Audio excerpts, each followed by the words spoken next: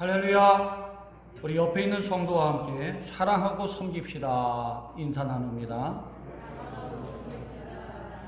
성도 여러분, 종려주의를 맞이하여 사랑의 왕, 섬김의 왕, 평화의 영 예수님을 닮아서 우리 교회를 섬기고 가정을 섬기고 이웃을 섬김으로 세상 모든 사람들에게 사랑을 심고 또 기쁨을 심고 위로를 주는 믿음의 종들 되시기를 주님의 이름으로 축원합니다. 오늘은 구주 예수님께서 작은 나귀를 타시고 예루살렘에 입성하신 종려주일입니다. 예수님이 입성하실 때에 세상의 왕들처럼 좋은 말을 타시고 입성한 것이 아니라 나귀 새끼를 타시고 입성하셨습니다. 나귀를 타고 입성하신 것은 스가랴 선지자가 말한 것처럼 예수님은 약속하신 만왕의 왕이요 겸손하신 구세주요 메시아라는 사실을 알리기 위함입니다. 스가랴 선지자는 스가랴 9장 9절 말씀을 통해서 이렇게 말씀하셨습니다. 시온의 딸아 크게 기뻐하라. 예루살렘의 딸들아 즐겁게 노래 부를지어다. 보라, 네 왕이 내게 임하시나니 그는 공의로우시며 구원을 베푸시며 겸손하여 나귀를 타시나니 나귀의 작은 것 곧 나귀 새끼니라 라고 말씀하시면서 이 땅에 오는 메시아는 나귀를 타신 겸손하신 사랑과 평화의 왕임을 분명하게 말씀하셨습니다. 예수님께서 예루살렘 입성하실 때에 자기 나귀를 타시고 입성하신 것은 예수님 자신이 하나님의 아들입니다. 만왕의 왕이요 겸손의 왕인 것을 알려주기 위함입니다. 그리고 사랑의 왕이요 평화의 왕이요 세상 모든 사람을 구원하시는 구원의 메시아임을 말씀해 주고 있는 것입니다. 그렇기 때문에 누구든지 사랑과 평화의 왕으로 오신 예수 그리스도를 마음에 영접하고 믿고 의지하고 따르면 하나님 자녀가 되는 권세를 누릴 수가 있고 세상에 줄 수 없는 사랑과 평화와 기쁨을 누리는 그리고 영생의 구원의 은총을 누리는 삶을 살 수가 있는 것입니다. 예수님께서 예루살렘 입성할 때 수많은 사람들이 나와서 환영한 것은 그 예수님을 알았기 때문에 그렇습니다. 아, 그분이야말로 사랑과 평화의 왕이다. 겸손으로 섬김으로 우리를 구원으로 이끌어가는 생명의 주라라는 사실을 알았기 때문에 환영을 한 것입니다. 제자들은 자신의 옷을 벗어서 나귀 위에 얹었고 백성들은 자기의 겉옷을 길에 펴면서 예수 만왕의 왕으로 환영을 했습니다. 수많은 사람은 종려가지를 베어서 길에 깔고 손에 들고 흔들면서 앞에서 가고 뒤따르며 호산나 다윗의 자손이요 찬송하리라 주의 이름 오시는 이요 가장 높은 곳에 호산나 하면서 예수님을 노래하며 찬양하며 구원의 메시아를 환영하고 반겨준 것입니다. 왜 이렇게 많은 사람들이 예수님 입성을 했을 때 환영했을까? 온 백성들에게 사랑과 평화를 주는 것은 세상이 아니라 우리 구주 예수 그리스도라는 사실을 믿었기 때문에 그렇습니다. 겸손의 왕이요 하나님의 아들이신 예수님께서 세상에 사랑을 심고 평화를 심어 기쁨과 행복을 주는 분으로 믿었기 때문에 크게 기뻐하고 즐거워하며 소리 높여 찬양을 한 것입니다. 당시 이들에게 평안과 기쁨을 준 것은 세상이 아니었습니다. 이들에게 평화와 행복을 준 것은 강한 나라 로마 제국이 아니었다는 것입니다. 로마는 그 당시 팍스 로마나 로마의 평화가 왔다고 외치면서 많은 사람에게 로마의 평화를 맛보라 했습니다. 그러나 로마로부터 침략당한 모든 수많은 나라들은 가족들이 죽임을 당하고 포로로 끌려가고 모든 걸 빼앗기고 슬픔과 절망 속에 고통 속에 살아야만 했습니다. 유대를 통치하던 헤롯 대왕도 백성들에게 위로 준 것이 아닙니다. 자기 욕심과 이익을 채우기 위해서 백성들을 착취했기 때문에 미움을 받게 된 것입니다. 그 당시의 종교 지도자인 바리새인과 사두개인들은 존경받기를 원해서 외식하는 자가 되었고 백성의 무거운 짐을 지우며 가난하고 질병과 장애가 있다고 죄인이라고 멸시천대하는 그 모습으로 살았기 때문에 백성들의 존경을 받지도 못했습니다. 오히려 백성은 강하고 힘 있는 자로부터 지식 있는 자로부터 정치하는 사람으로부터 많은 고통을 받고 멸시를 당하며 슬픔 속에 고통 속에 하루하루를 지내야만 했습니다. 그러나 낙이 타고 오신 예수님, 그 예수님은 세상에 평화를 주고 평안을 주는 분이요 많은 사람들에게 기쁨 주는 분이라는 사실을 알고서 환영했던 겁니다. 사랑의 영 예수님을 통해서 세상이 사랑의 세상이 될 것이다. 평화의 영 예수님을 통해서 평등이 이루어지는 하나님 나라가 이루어질 것이라는 사실을 믿고서 그들은 예수님을 환영하고 찬양하며 노래했던 것입니다. 그래서 호산나 다윗의 자손이요 라고 말하면서 뒤로 오시는 이여 라고 찬송하며 기뻐했던 것입니다. 그들은 오직 구주 예수님만이 우리를 편하게 하고 행복하게 하고 기쁘게 하는 소망의 주로 구원의 메시아로 믿고 의지했던 것입니다. 낙이 타고 오신 예수님, 말로만 이들을 사랑하신 분이 아닙니다. 낮아지고 겸손해져서 가난한 사람들의 친구가 되어지고 그들의 위로하며 안아주셨습니다. 세상에 가장 불쌍한 사람이 그 당시 고아와 과부예요. 이 사람들 불쌍히 여겨서 위로하시고 힘이 되어 주었습니다. 질병으로 고생하는 사람 수없이 많았습니다. 지금 코로나19로 고생하며 살아가는 사람들, 격리되어서 가족을 볼 수 없는 사람들, 그 당시에도 여러 가지 질병으로 인해서 가족 품에 안기지도 못하고 홀로 외롭게 병마와 싸우며 죽어가는 사람이 많았습니다. 말 못할 질병 때문에 범인하는 사람 많았습니다. 그런 사람 일일이 만나주시고 말씀으로 치유하시면서 그들에게 새 희망과 함께 새 기쁨을 주셨습니다. 남녀노소 불구하고 신분, 지역, 나라와 인종에 이르기까지 모든 사람을 평등하게 대하시면서 하나님의 사랑으로 하나님의 가족으로 그들을 맞이하며 도와주셨습니다.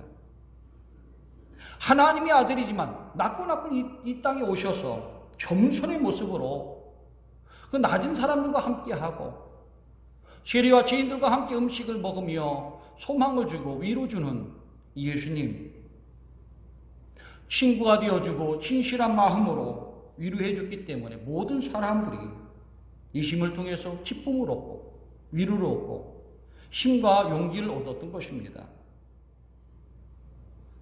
많은 사람이 소망이 되었기 때문에 기뻐했던 것이죠. 예수님 마태복음 20장 26절 28절에서 사랑과 평화의 세상은 어떻게 오는 것인가에 대한 말씀도 알려주셨습니다. 너희 중에 누구니 크고자 하는 사람은 너희를 섬기는 자가 되고 너희 중에 누구니 으뜸이 되고자 하는 자는 너희의 종이 되어야 하리라. 인자가 온 것은 섬김을 받으려 함이 아니라 도리어 섬기려 하고 자기 목숨을 많은 사람의 대속물로 주려 함이라 말씀하시면서 사랑과 평화가 임하는 나라, 모두가 행복한 하나님 나라는 섬기는 자가 되고 종이 되고 자기 목숨을 내어주는 사람이 많아질 때에 이루어진다라고 말씀하시면서 그 일을 걸어가라고 제자들에게 일러 주셨습니다. 이 말을 우리는 꼭 기억해야 됩니다. 그런 나라 어떻게 오는 것일까? 섬김이에요. 사랑이에요. 그리고 희생입니다. 예수님은 만찬석강에서 제자들 앞에 무릎 꿇고 제자들의 발을 씻어주면서 이렇게 말씀하셨습니다. 내가 주와 또는 선생이 되어 너희 발을 씻겼으니 너희도 서로 발을 씻겨주는 것이 옳으니라. 내가 너희에게 행한 것 같이 너희도 행하게 하려 본을 보였노라. 말씀하시면서 서로 발을 닦아주는 가장 추하게 보이고 더럽게 보이는 것을 씻어주고 감싸주고 안아주는 것, 그게 사랑이라는 것, 섬김이라는 것. 그것을 통해서 이 땅에 하나님 나라, 사랑과 평화와 기쁨의 나라가 이루어진다라고 말씀해 주시면서 이것을 행하라 이렇게 말씀하셨습니다. 그렇습니다. 평화로운 세상은 예수님처럼 겸손하게 사랑하며 섬길 때 이루어지는 겁니다. 제자들의 발을 닦아준 예수님처럼 서로 발을 닦아주고 섬길 때에 아름다운 세상이 이루어지는 겁니다. 예수님처럼 질병과 두려움과 죽음 앞에 떨고 있는 사람들의 곁에 가서 도와주고 위로할 때에 소망이 되고 기쁨이 되는 겁니다. 예수님처럼 세상 모든 사람을 위해서 자기 목숨까지 내어줄 수 있는 이 사랑과 희생과 헌신이 있을 때에 많은 사람의 기쁨이 되고 평화가 될 수가 있는 것입니다. 죽음 앞에 떨며 두려워하는 사람들에게 죽음 뒤에 하나님 나라가 있고 영생이 있다는 사실을, 부활이 있다는 사실을 알려주는 사람이 많아질 때에 하나님 나라는 더 가까이 이루어지는 것입니다. 오늘 종료주일입니다. 종료주일을 맞이해서 이 땅에 사랑과 평화의 왕으로 오신 구세주 예수님을 기억하면서 사랑으로 했던 모든 모습, 겸손하게 섬겼던 모습 기억하며 우리가 가정을 섬기고 교회를 섬기고 이웃을 섬기고 세상을 섬길 때에 세상 모든 사람과 더불어 기뻐하며 행복을 나누게 될 것이라고 저는 믿습니다. 코로나19가 전 세계의 아픔과 슬픔과 고통을 주고 있어 참으로 안타깝습니다. 날마다 더 많은 사람이 확진자가 늘고 수만 명의 사람들이 죽어가고 있습니다. 하지만 이걸 통해서 깨닫는 바도 있는 것이죠. 그것은 바로 세상이나 기술 문명이 우리 영원한 평안이나 행복을 주는 것이 아니라는 것을 깨닫게 되었습니다. 잘 사는 나라, 선진국이라 할지라도 질병의 두려움과 죽음의 공포 속에서 보호할 수 없다는 사실을 또한 우리가 알게 되었습니다. 각 나라 수많은 사람들이 날마다 두려움에 떨고 죽어가도 정부가 해결해 주는 것도 아니고 정치인들이 해결해 주는 것도 아니고 재물이나 권세가 죽음의 두려움 속에서 해방시켜 주는 거 아니라는 것도 우리가 알게 되었습니다. 뿐만 아니라 수많은 사람이 가족도 함께 하지 못하고 홀로 죽어간다는 사실도 알게 되었습니다. 이런 사람을 누가 위로할 수 있는 것일까? 누가 도와줄 수 있는 것일까? 세상의 정치 권력이 아닙니다. 세상의 모든 기술 문명이 아닙니다. 예수님처럼 겸손하게 낮아져서 사랑과 긍휼의 마음으로 그들 가운데 가까이 가서 섬기면서 땀 흘려 수고하고 헌신하는 사람들이 많아질 때에 위로받고 힘을 얻고 이겨낼 수가 있는 것입니다. 이제 우리나라도 코로나 환자 확진자가 10,000명이 넘었고 사망자도 170명이 넘었습니다. 의사협회와 중앙방역대책본부는 이렇게 많아진 확진자와 사망자가 나오는 것은 정부가 초기 대응에 실패했다라고 분명히 말하고 있습니다. 우리나라가 대만과 홍콩처럼 코로나 확산을 초기에 막고 중국이 입국 금지를 하고 마스크 유통을 규제하고 지혜롭게 대처했더라면 지금같이 많은 사람이 죽고 고통을 당하고 어려움 당하는 일이 별로 없을 것이라고 생각을 합니다. 어제까지 대만의 확진자는 348명의 사망자가 5명, 홍콩의 확진자가 845명의 사망자가 4명인데 우리나라 확진자는 1156명의 사망자가 177명입니다. 가까이 있는 나라, 중국과 가까이 있는 나라, 형제 국가인 홍콩과 대만이 제일 많이 확진자가 늘었음에도 불구하고 적은 이유는 무엇일까? 우리나라보다 확진자가 12배에서 29배가 작고 사망자가 35배에서 44배가 작게 차이 나는 것은 무엇일까? 그리고 인구 비례로 따져봤을 때에도 적어도 확진자는 10배 이상, 사망자는 20배 이상이 많습니다. 왜 이런 현상이 났을까? 그것은 정부의 불통과 그리고 무능 때문이라고 저는 생각을 합니다. 전문가인 의사협회가 그리고 국민들이 국민청원을 하면서 중국에 입금지를 시켜라. 차단해야 된다. 홍콩과 대만을 보라. 왜 우리는 그렇게 못하는가 하고 외쳤습니다. 그리고 마스크 대란이 일어날 것이다. 왜 자꾸 퍼돌리냐 하라고 얘기를 했습니다. 정부는 약속한 것이니까 주는 것이라 했습니다. 지자체된 걸 전부 갖다 줬어요. 이런 현상 때문에 우리가 줄서기를 하고 그 가운데 코로나가 감염되는 일이 벌어지게 된 것입니다. 이런 국민들의 마음을 알고 귀담아 들었더라면 이렇게 어려움을 당하지 않았을 텐데 지금같이 또 연장을 시키고 또 연장을 시켜서 사람을 고통 주게 하는 것은 우리가 아닙니다. 정부입니다. 그걸 깨닫지 못하고 있는 거예요. 정부는 초기 대응에 실패한 자신들의 잘못을 사과하지 않고 자신들만 자랑하고 그 잘못을 누구에게 뛰어넘기고 있다는 거예요. 근데 그 대상이 누구냐? 교회라는 겁니다. 참 안타까운 일이죠. 겸손하지도 못합니다. 정직하지도 못합니다. 대부분의 교회는 정부의 방침에 따라서 잘 협조하고 있습니다. 우리 교회도 협조하고 있어요. 소독을 하고 체온계를 갖다 놓고 2m 거리를 뛰어 앉습니다. 되도록 외부 갔다 오신 분들 오지 말라고 문자를 보냅니다. 모든 교회가 그렇게 하고 있어요.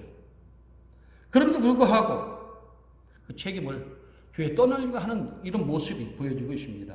우리나라의 교회는 5만 개가 넘습니다. 한 5만 5천 개가 되는 것 같아요. 근데 확진자가 있는 교회가 지금 10교회예요. 10교회입니다. 그 수는 10,000명에 비하면 미미합니다.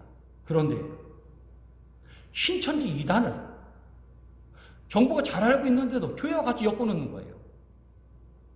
그리고 시마다 때마다 무슨 코로나19 얘기가 나오면 교회가 예배일기를 쓰거라. 교회 때 얘기를 하는 겁니다. 근데 진정 저들이 점검하고 막아야 될 것은 교회가 아니라는 거예요. 왜냐하면 여러분들 확진자 나온 걸 알지 않습니까? 그들이 정부가 관리하고 신경 써야 할 것은 세종종합청사를 비롯한 정부 기관들입니다.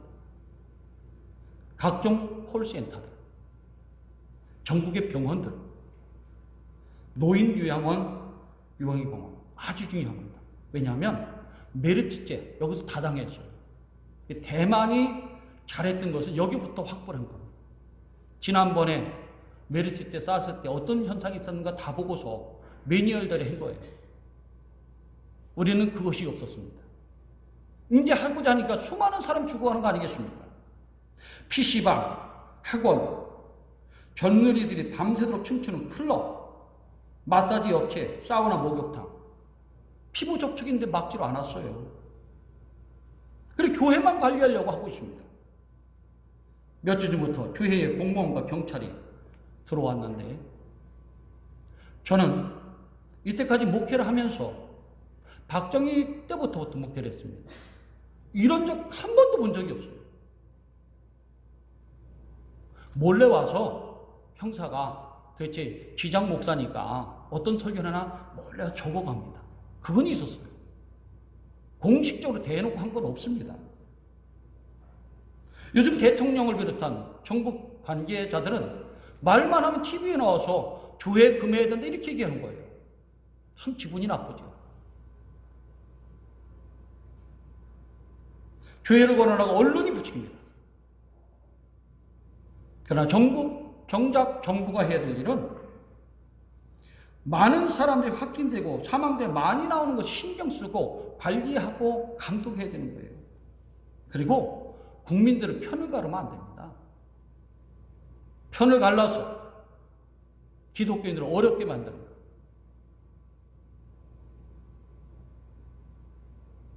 그들이 해야 될 일이 있습니다. 교회를 향해서 얘기를 해야 됩니다. 제발 기도 좀 해주시오.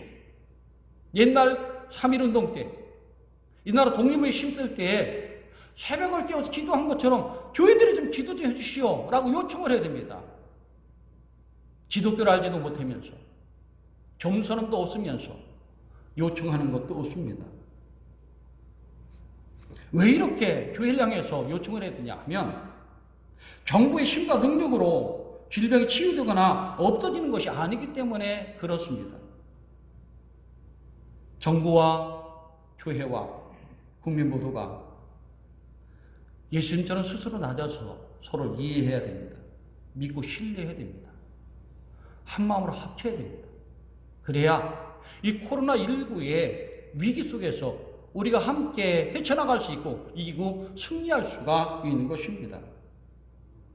지금 참으로 어려운 현실에 불구하고 예심의 마음으로 긍휼의 마음으로 아픈 사람들을 찾아가 수고하고 헌신하고 땀을 흘리는 사람들이 있어서 위로가 되고 힘이 됩니다.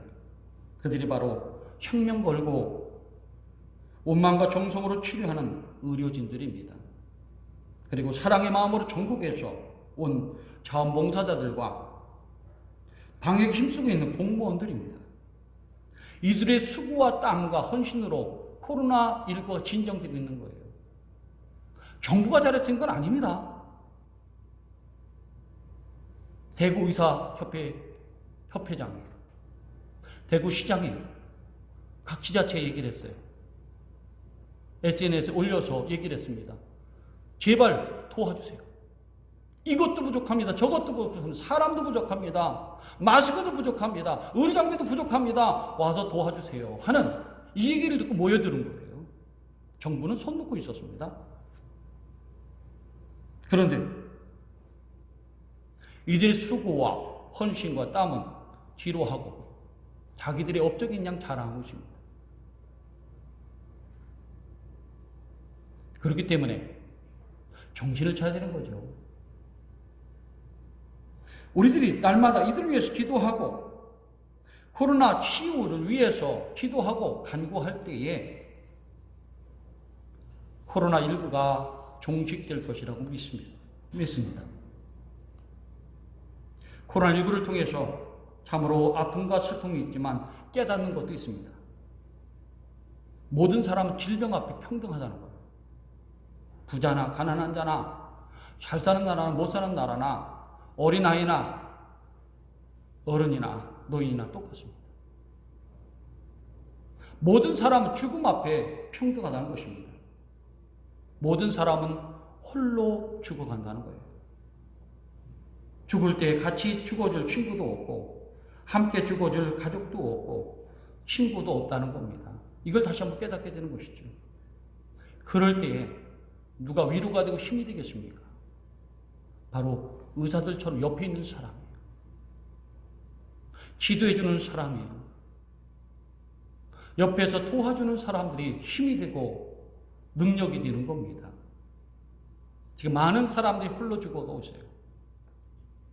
옆에 믿는 사람들이 있다면 손을 잡아주고 성경 말씀 하나 읽어주고 전도하는 것이 큰 위안이 되는 것입니다. 왜냐하면 그 사람들은 죽음은 끝이라고 생각하지만 우리는 죽음 뒤에 영생이 있고 부활이 있고 생명이 있고 하나님 나라가 있다는 거 믿지 않겠습니까? 믿는 사람들이 해야 되는 바로 그 일이에요. 어려운 시대에 와서 기도하고 집에서도 기도하고 예배드리고 그 사람들 위해서 불쌍한 영혼들을 위해 기도하고 전생을 위해 기도하고 코로나19와 회복을 위해 기도해야 될 줄로 합니다. 무신론자 의사 율리안 우르반이라는 사람이 이제 독일 사람인데 이탈리아 가서 자원봉사하면서 고백한 얘기가 인터넷에 뜨고 있습니다. 참 이 말씀이 위안이 돼서 제가 캡처를 한번 해왔습니다. 한번 보시기 바랍니다. 제가 읽어드리겠습니다. 가장 어두운 악몽에서 나는 이탈리아에서 일어나고 있는 일을 지난 3주 동안 우리 병원에서 보고 병막에 들이라고는 상상하지 못했습니다. 그 악몽은 강처럼 계속 흐르고 있고 그 강물은 점점 더 커지고 있습니다. 처음에는 몇 명의 환자가 왔고 다음에는 수십 명이 다음에는 수백 명이 왔습니다. 지금 우리는 더 이상 의사가 아닙니다. 우리는 그저 누가 살 수 있고 누가 죽음 맞이하러 집으로 보내야 하는지를 결정해서 라벨 표식을 분류하는 사람에 불과합니다. 이 모든 환자들이 평생 이탈리아의 세금을 성실히 납부했음에도 불구하고 그들은 죽음을 준비하기 위해서 집으로 돌을 되돌려 보내집니다. 2주 전까지만 해도 나와 나의 동료들은 무신론자들이었습니다. 우리는 의사이기 때문에 그것은 자연스러운 일이었습니다. 우리는 과학이 하나님의 존재를 배제한다고 배웠습니다. 나는 나의 부모님들이 교회 가는 것을 비웃었습니다. 9일 전 75세 된 목회자 한 분이 병원에 입원했습니다. 그는 친절한 사람이었습니다. 그는 호흡하는 데에 심각한 어려움을 가지고 있었습니다. 그런데도 그는 성경을 가지고 있었고 죽어가는 환자들의 손을 붙잡고 그 성경을 그에게 읽어주었습니다. 그 모습은 우리에게 감명을 주었습니다. 우리 의사들은 모두 지쳤고 낙심했고 정신적으로나 육체적으로나 끝장이 나 있었습니다. 우리에게 시간이 있을 때 우리는 그 목회자의 말씀을 들었습니다. 지금 우리는 우리 한계에 도달했습니다. 우리는 더 이상 아무것도 할 수 없습니다. 사람들이 매일 죽어가고 있습니다. 우리는 기진맥진했습니다. 우리 동료 중 2명이 죽었고 다른 동료들은 감염이 되었습니다. 우리는 하나님께 도와달라고 기도하기 시작해야 한다는 것을 깨달았습니다. 우리는 쉬는 시간 몇 번이 생길 때 기도합니다. 나와 동료들이 서로 얘기할 때 우리는 이 사실을 믿을 수가 없었습니다.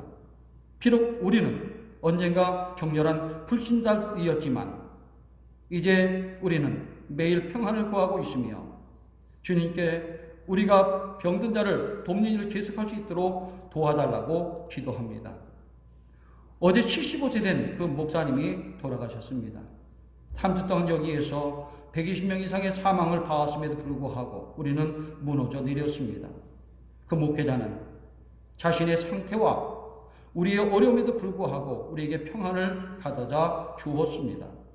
그 평안은 우리가 이제는 더 이상 찾을 수 없을 것이라고 생각했던 평안이었습니다.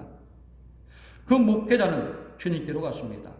그리고 만일 상황이 지금처럼 계속된다면 곧 우리도 그분을 따라갈 것입니다. 나는 6일 동안 집에 가지도 못했습니다. 마지막으로 식사를 한 것이 언제인지 모르겠습니다. 나는 지구상에서 나의 무가치함을 깨닫게 됩니다.